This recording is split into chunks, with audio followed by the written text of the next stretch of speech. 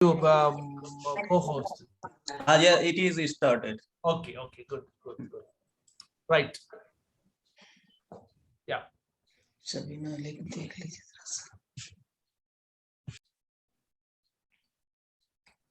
Ma'am, it's okay, good. तो क्या करें फादर, हम स्टार्ट करें, अभी शबीना अली का वेट करें? You start, let her come and join. I will call and I'll connect her. You join, you begin, ma'am. Okay. Time 10 minutes. Assalamu alaikum. May peace be upon you. So I'm very, very grateful to the organizers and especially Father Victor Edwin in particular for this opportunity to share my thoughts in this program. I have to speak on the life and teachings of the Prophet.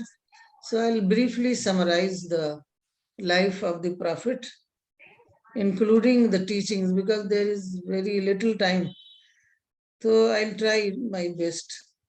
So I shall begin with a verse of the Quran which describes the character of Prophet Muhammad. It says, Innaka la'ala khuluqin azim.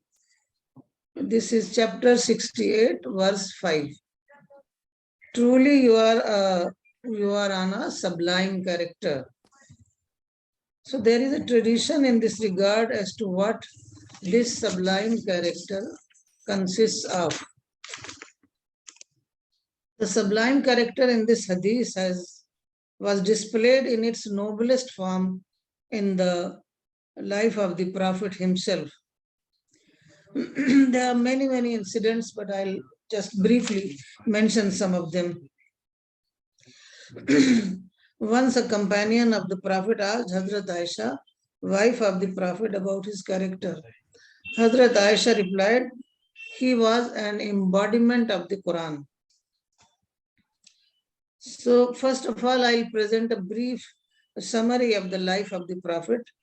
Prophet Muhammad was born in Makkah to Hazrat Amina and Abdullah in 570 AD.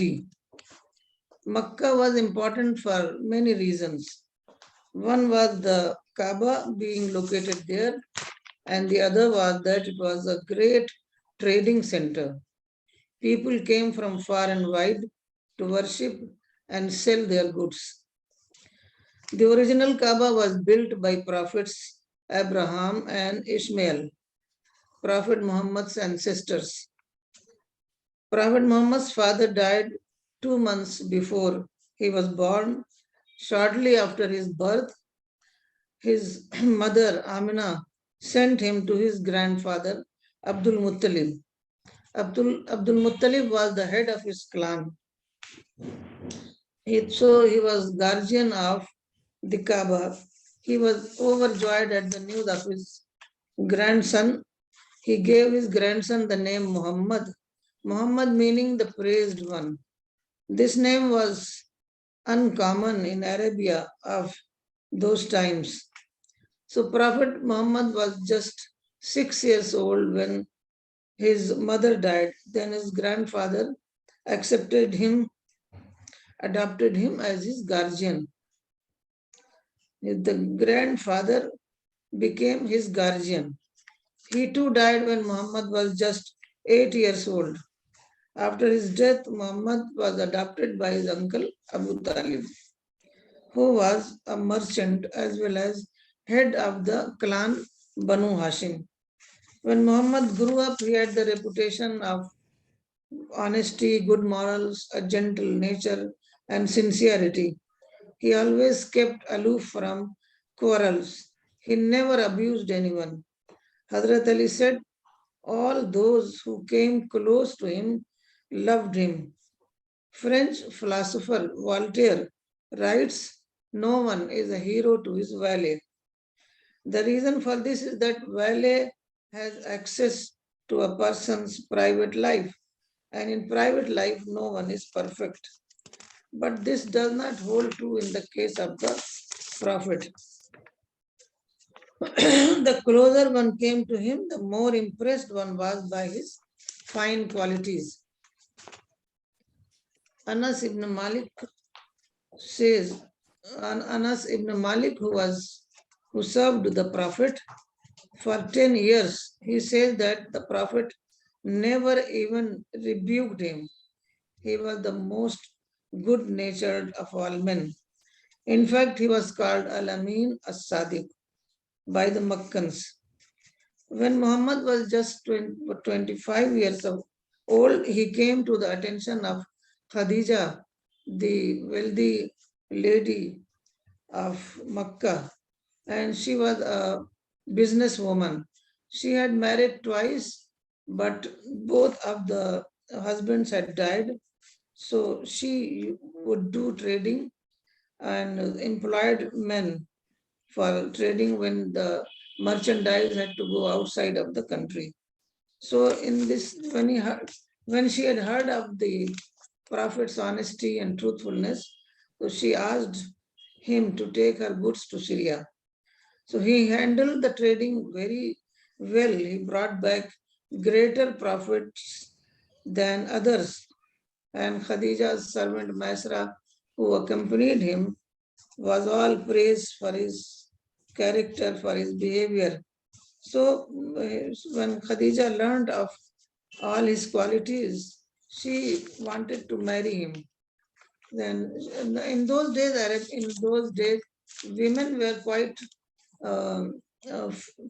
enjoyed freedom, and she herself proposed to Muhammad. Then Muhammad discussed this matter to his guardian uncle, and then this proposal was accepted, and he got married with Khadija. So after marrying Khadija, he had all the opportunity to lead a comfortable life as a worthy and comfortable and respectable noble of Makkah, but he did not find any interest, any pleasure in worldly activities because he was a truth seeker. You know, in Makkah, there were many truth seekers who were called Hanafa, Hanif, because Abraham's religion had been subjected to human interpolation.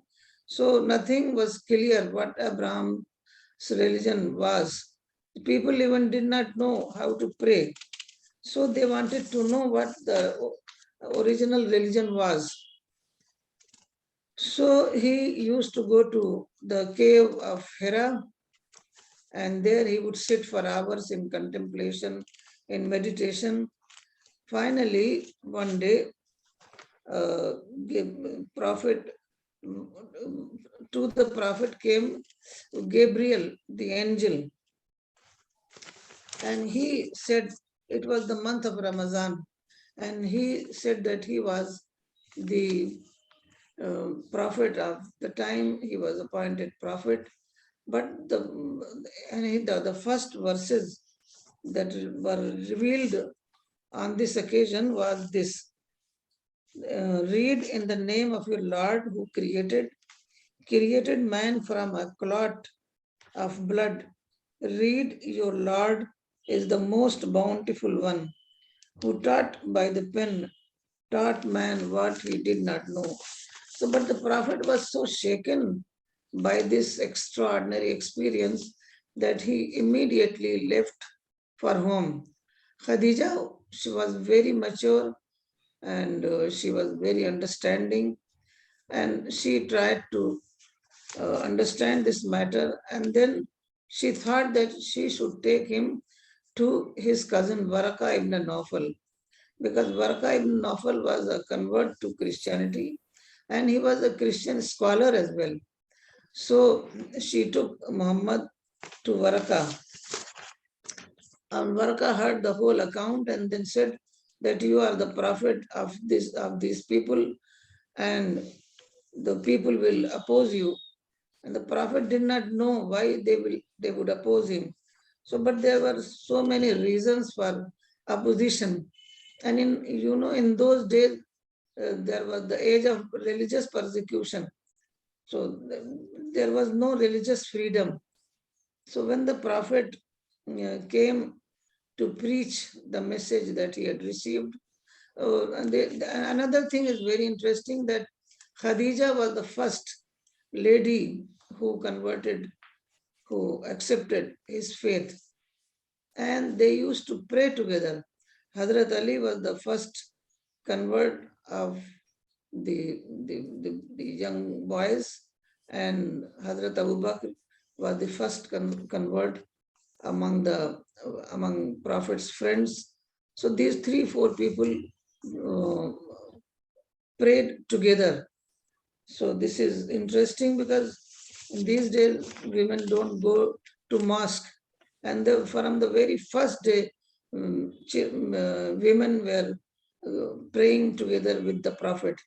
And when the Prophet built the Masjid al-Nabawi, even there women used to go to the mosque and pray with him.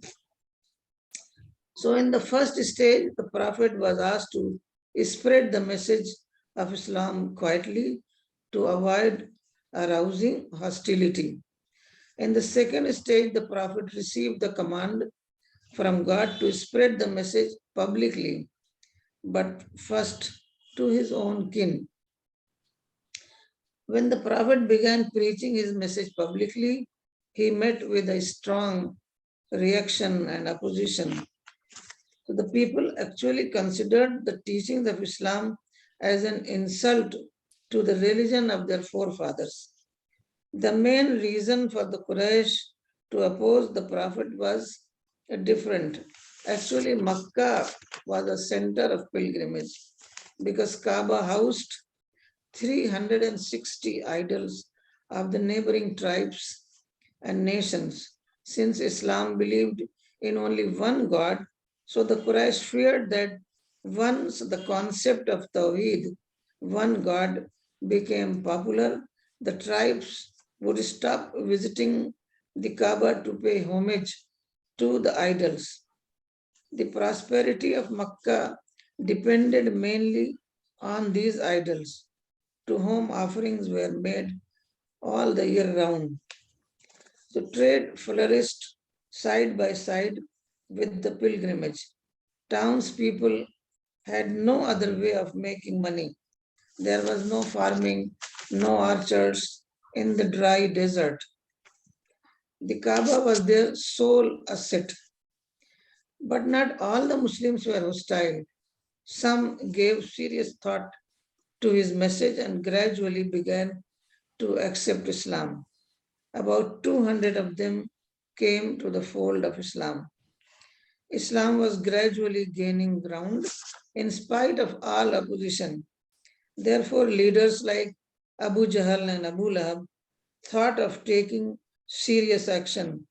They intensified the opposition through rubbish on him when he passed through the street. The weak and the poor members were severely beaten. Some of them were beaten to death. But we find that the Prophet never reacted, never retaliated, always asked his companions to remain patient. So the Prophet was a prophet of peace, and he never indulged in violence. Whatever battles have taken place, they were all in defense. So the most important thing is that Prophet never reacted negatively.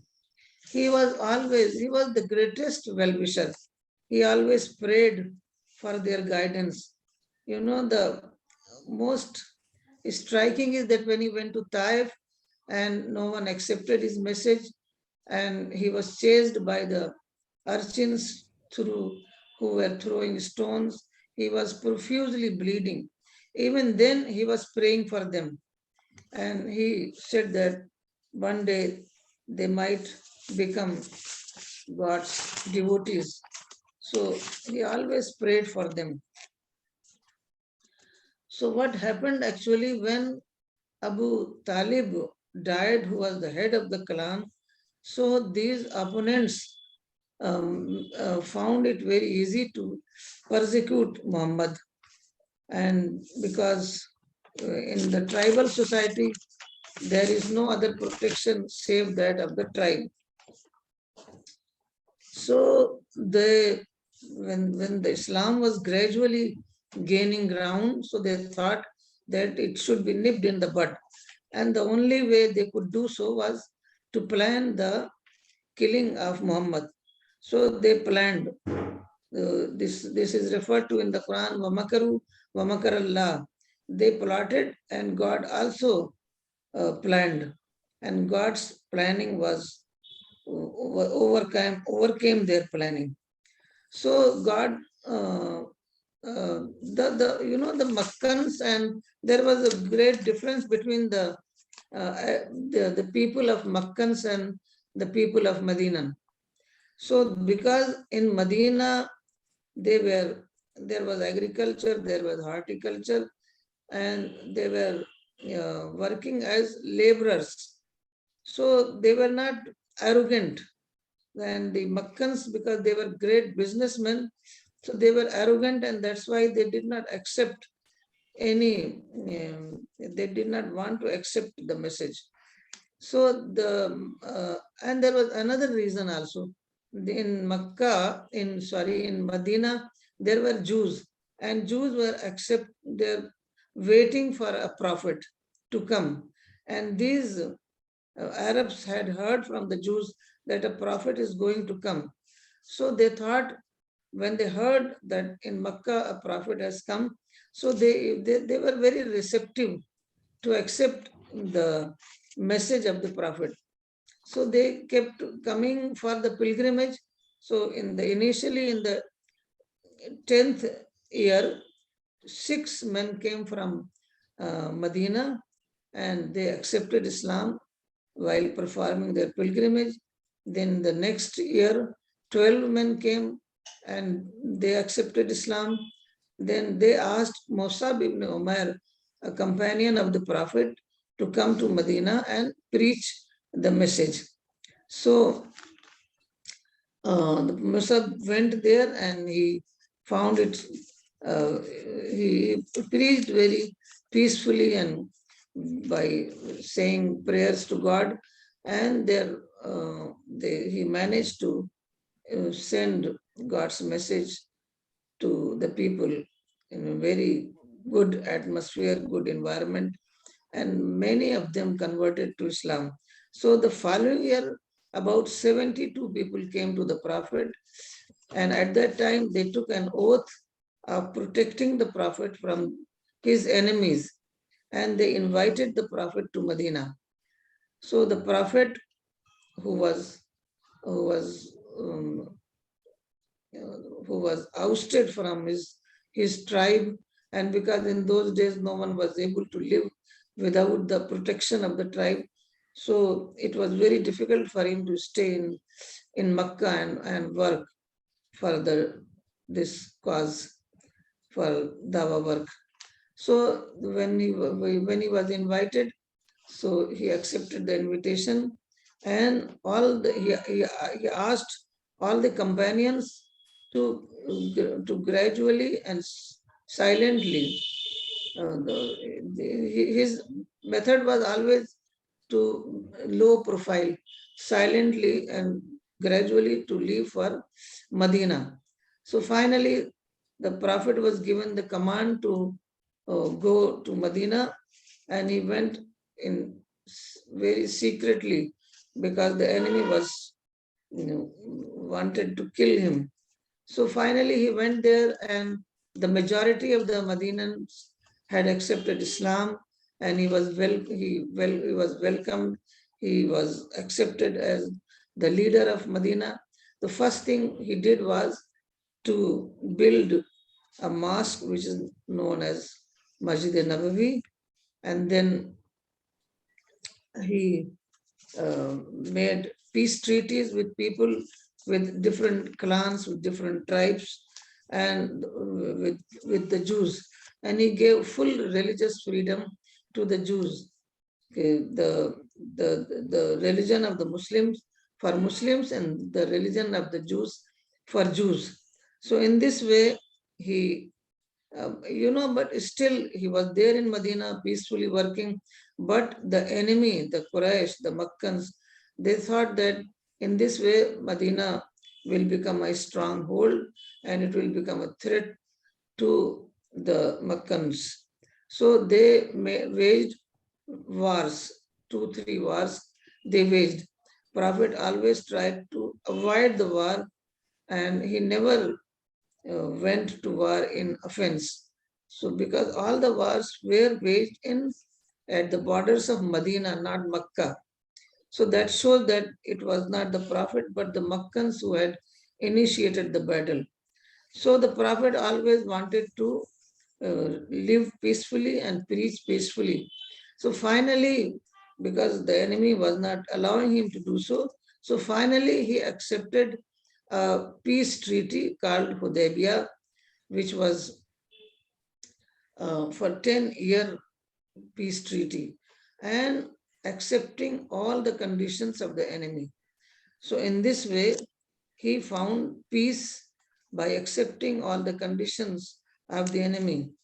And in this way, within 2 years, because once peace prevailed, they had full opportunity to convey the message of Islam to the people.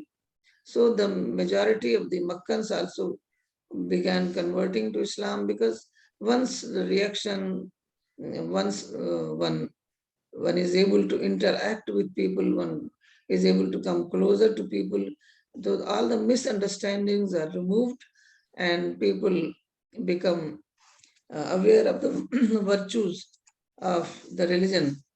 So they accepted, the majority of them accepted Islam.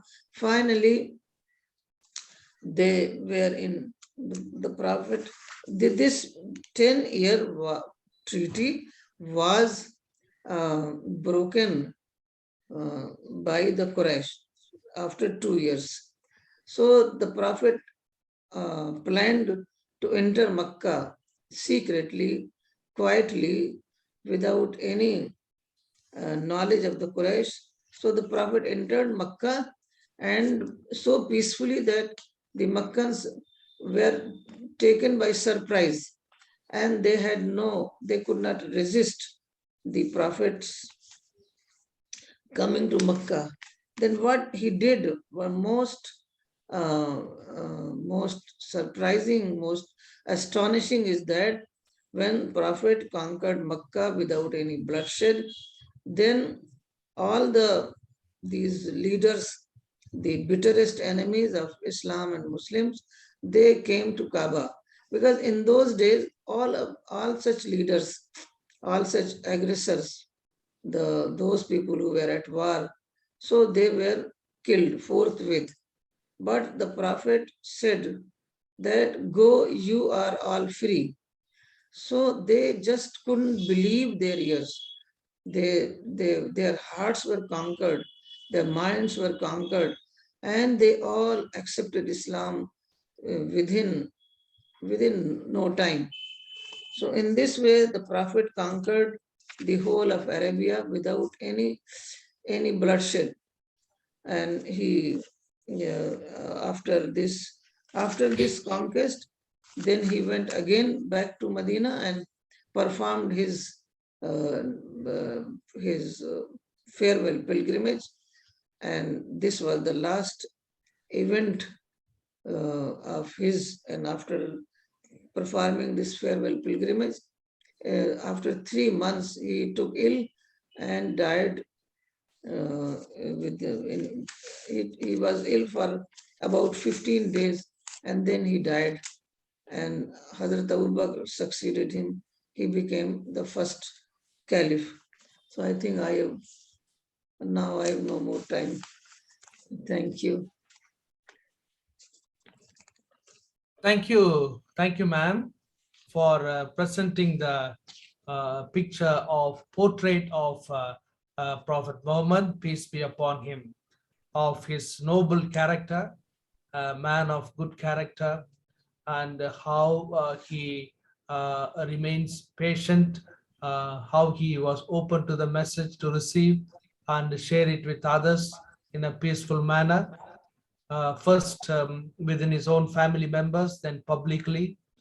When he began to preach publicly, there are hostility he has to face, and how he faced indifference, hostility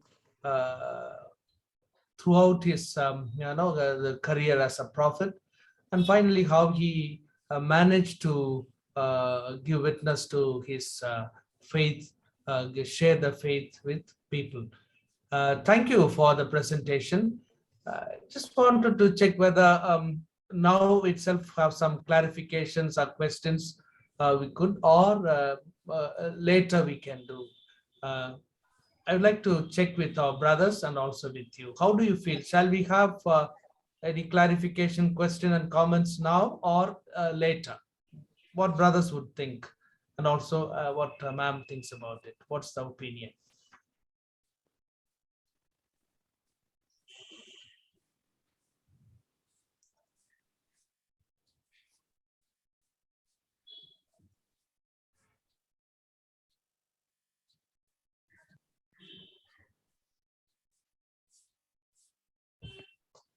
I have no problem. You can fix the time according to your plan. May I ask brothers, do you want clarification and questions now or later? Is it Yes, Jason, later we can have, later we can have. later. I couldn't get you, Jason, clearly. Father, now we have one more talk. Yeah, Uh, and then then we afterwards. can have, yeah. Okay, Afterwards we that can have means questions. you like to have all the presentations first and then the clarification and questions. Okay. So kindly, write down and note down your questions, any comments you want to make, so that we will make the conversation engaging and fruitful. Thank you, ma'am. So the next one, what would be the is shall we listen on Quran as the universal message? Then we'll go. Is it okay for Ma'am Fatima? Is that right? See, I have your plan here, Father, and I very strictly adhere to the plans given. Okay. So I was told, and because my session would be at 10:50, right? Okay. So maybe Okay, please now have that same thing, yeah. because there is a little change, which Okay, when good, my good. turn comes, I will let you know that. Okay. Therefore, I'll have to do it at 10:50 only. Okay, good. Okay. Yes. Thank you, Father. Thank you, Fatima. Father, then we can have questions. Yes. But I think Then we Shabina can Ali is present. I just saw her. Yeah, she's there. Yes, Jason. Then we can have questions, Father. Okay, good. Yeah. Any questions, clarifications, ma'am, as well as both Fatima and Shabina also could respond. Yes, please go ahead. Father, I have one question. Yes, please go ahead. Ask. Yeah. Thank you for the beautiful presentation, ma'am. It was very nice to hear about the life of the prophet. Thank you for that. My question would be on the background of Prophet Muhammad. Like before he could receive the revelation, I could not get the point whether he was a Jew or what was his background actually, religious status. I do know that it gets divided when it comes to Islam and Christianity, gets divided from uh, Abraham. But when it comes to his life itself, what was his religious status at that particular time? Actually, Hazrat Abraham had two sons, Isaac and Ishmael. So Prophet Muhammad's ancestor is Ishmael, and the Jews are from this line, Isaac. So it's the same when we go to the Prophet Abraham, but then it gets divided between Prophet Isaac and Prophet Ismail. Both were prophets according to the Islamic belief. So he was not a Jew. He was actually, Abraham was his ancestor, but the religion that Abraham gave, people had forgotten about it. You know, there were 360 idols placed in Kaaba, and they did not even know how to pray. That's why people were confused. So, who is our God? What is our life? What is death? Where we are going? What is afterlife? All this, they didn't know about it. They were just worshipping or offering, paying homage to the idols. Ma'am, if I, brother is also asking actually, no, something like, no, you, what, how, before becoming a prophet, Muhammad as a young man, how, what was his religious allegiance? Did he worship the idols, or did he, what was his religious status? That's what brother was asking. Sure. He never worshipped idols. There was a group called Honafa, Hanif. Hanif means truth seeker. So they knew that the truth that Abraham had given them, that Ishmael had given them, they have forgotten about it. But they knew that idol worship was not the belief of the Ishmael. Hazrat Ismail believed in one God. These basic things they know, they knew, but they did not know the details, how to perform Hajj, how to say prayers, and how to do fasting, all this. They had forgotten, because it was about 2,500 years had passed, and they had forgotten that religion of Ishmael. It was the religion of Ishmael. Hazrat Prophet Isaac lived in Palestine, and they lived in Arabia. So the brothers, but different location, different traditions. Thank you. That now, ma'am affirms that before becoming prophet, Muhammad was a part of the Hanifs, those who searched truth, those who were seeking to deeply understand God. Yes. Thank you, ma'am. Any other questions? Yes, I have a question. Yes. Ma'am, Pawan, thank go you ahead. for that nice presentation on the life of Prophet Muhammad. You said in your presentation that uh, Prophet Muhammad was a man of peace, peace-loving, and he allowed Jews to follow their religion. Similarly, Islam, the Muslims to follow Islam. So we can see that he was a person who loved peace and he preached peace. But unfortunately, today there are some counterparts in the religion of Islam itself, we can say, where they adhere to violence and different means, which restricts peace, which goes against this value of peace, brotherhood, which was preached by Prophet Muhammad. What my question is, how could he be a model or a person of transformation to these counterparts in today's world? Actually, Muslims have misinterpreted religious text, the verses of the Quran, the sayings of the Prophet.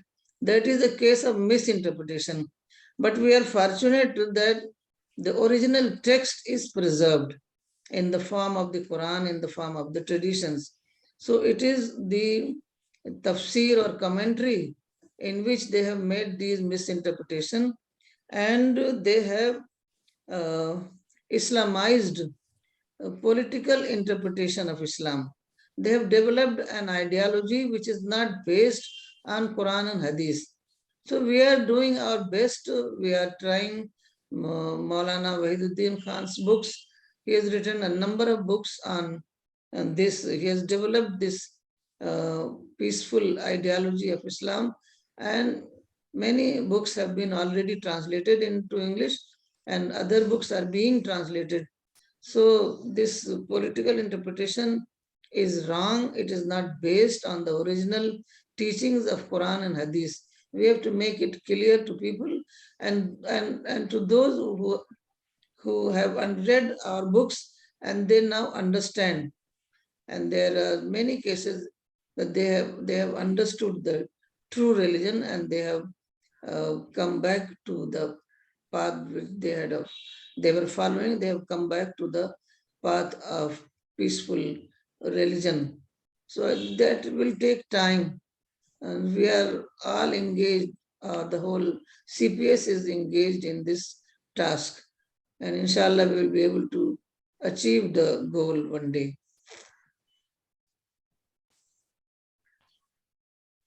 Thank you, ma'am. Thank you. Brothers, any other question? Father, I have a question. Yeah, Avinash, go ahead. Yes, thank you, ma'am, for the wonderful presentation about Prophet Muhammad.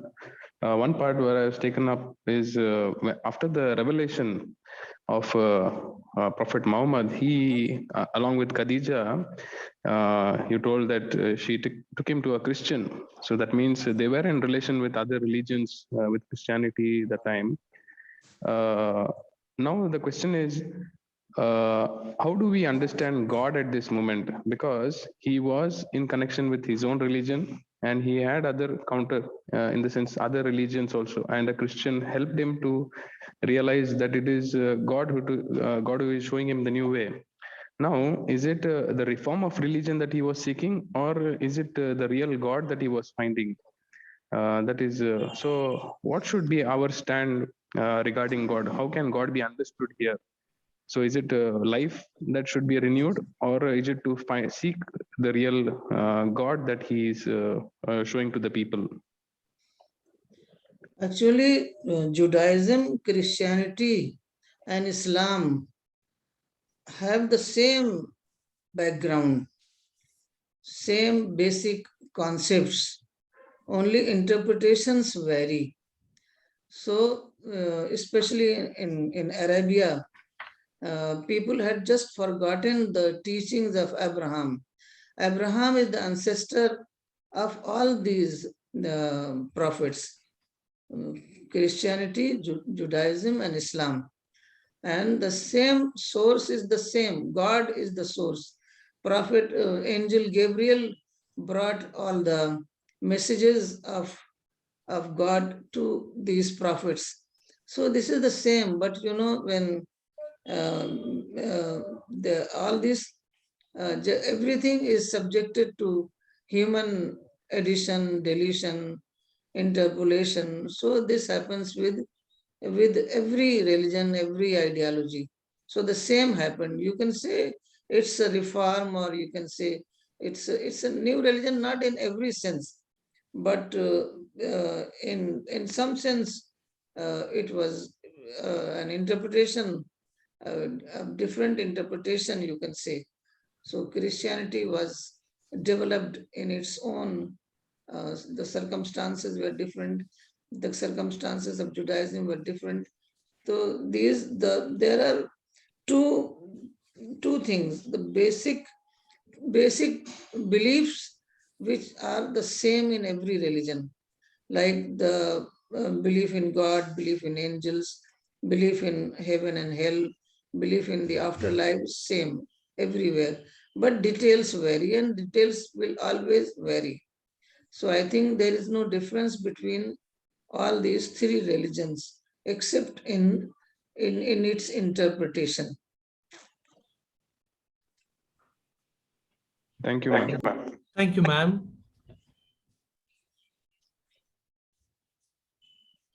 Brothers, any other question? Further, I have one question. Please go ahead. Thank you, ma'am, for that wonderful presentation on Prophet Muhammad. I have one question that earlier the women and men were praying together, and nowadays we can't see that women and men praying together in the mosque. What might be the reason for that? Women are not allowed to go to the mosque and pray, and like Fridays and other days. Yes, in Islam, in Arabia as well as in Islam, the Arab women were also free. They did business, they went everywhere, they went to the battlefield, they wrote poems, everything they did. And the Prophet allowed them to do everything they could do. In those days, there were not great opportunities for women, but they did everything. They went to mosque, they attended the sermons, they went to the battlefield, they went to their orchards, they did everything that was possible. But later on, what happened, the ancient culture which was brought brought to the Muslims by the mass conversion, like in Iran.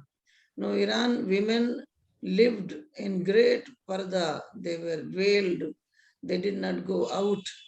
And because Iran was a great empire, so they were considered to be the royalty, people of royalty, people of noble people.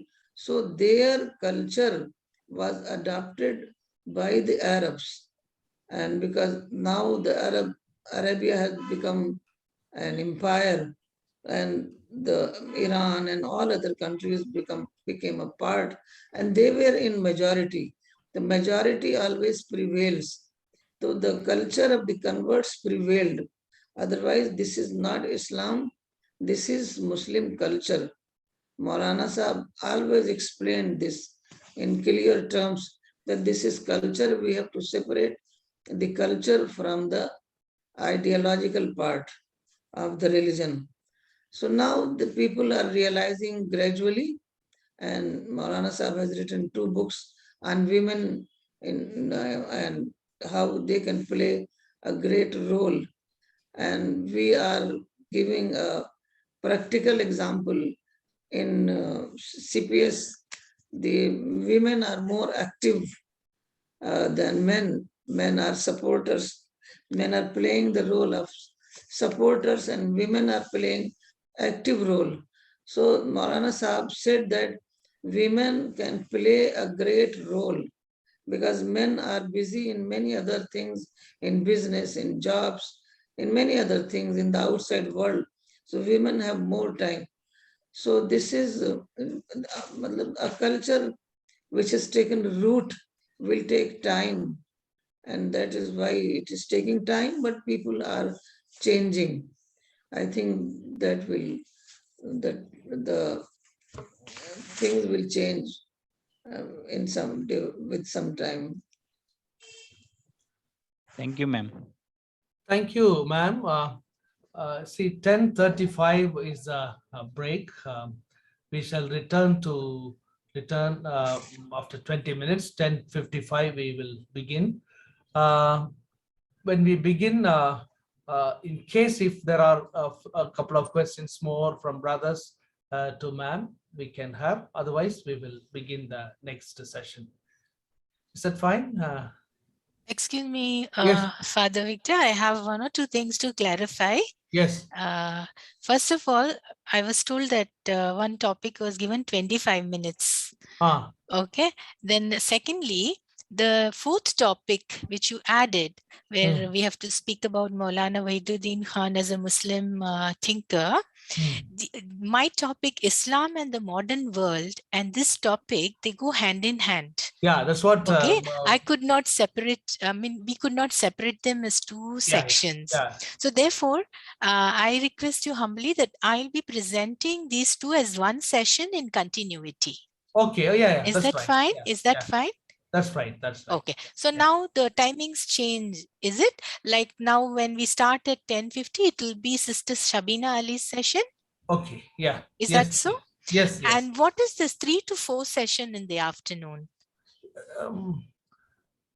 I have a printed list from your I sent email. the timing, our timing to brother Rajat. After this email, is it? Because what I received was an email which gave the timings as session 3 p.m. to 4 p.m. was Yeah. clarification Q&A. It doesn't I matter thought, to me. no, I thought well, the presentation 20 minutes, then we can have the clarification in the afternoon. Mhm. Now, since after the presentation of ma'am, the brothers also felt they could ask a question, so clarify quick. So I kept it open. I didn't say that, no, we will listen to the next word, the next word. So just I allowed the spirit to move according to, because they wanted to clarify, so deepen, once they listen to ma'am and then asking questions, so the clarity will come. With that, they will enter into the next. That's absolutely okay with me. So does that mean we don't have the afternoon session, is it? We will have. What will we have on that session? Again, Q&A? See, next session, Jason, next session is 10:55 to 11:40, isn't it? 11:40. Yeah. With that, it's over for the morning. Morning we have 2 classes. Evening 1 session. Father, I have prepared for 2 talks of 25 minutes each. Okay. If you can clarify, if my time is reduced, in this break, I will quickly reduce my points. See, you will have 1 hour afternoon, 3 to 4, your session. My complete session in the afternoon, is it? And the clarifications. The next session will let Shabina ma'am takes, and the third session. But then you finish with Ma'am Shabina, Sister Shabina's session, is it? Yes, okay. Yes. I'm checking because I don't want to intrude on your timings and and not leave you with half my presentation, which will not convey the message which you're looking for. Okay. So it's very clear now that 3 to 4, you will give me an hour for both interaction and that. Okay. That's great. Thank you, Father. Thank you for your patient listening, because I was getting come back at 10:55. Yes. Okay. Thank you. God bless. Okay. Thank you. So now we'll come back after the thing. Yeah. 10:55. Yes. Yeah. Okay. Thanks.